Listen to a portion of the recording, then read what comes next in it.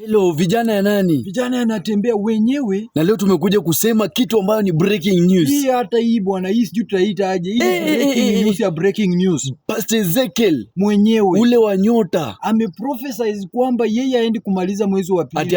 ati Mungu alimwambia akufe mwezi wa pili.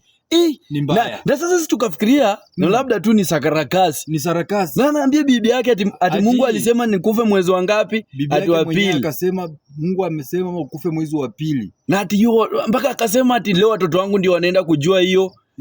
Kanisa inaenda kujua hiyo, wazee wa kanisa wanaenda kujua hiyo. Akaacha watu wamebaki wameshangaa.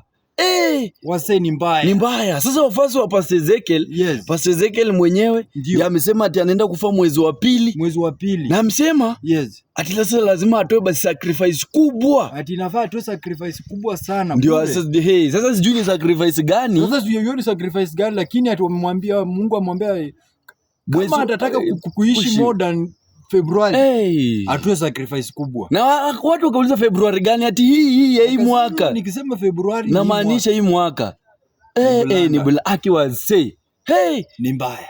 Ni mbaya. Mumweke kwa maombi. Weka mawe. Weka ingine. Ni kama wewe uwezi. Majembe. Ni mbaya. Ni mbaya.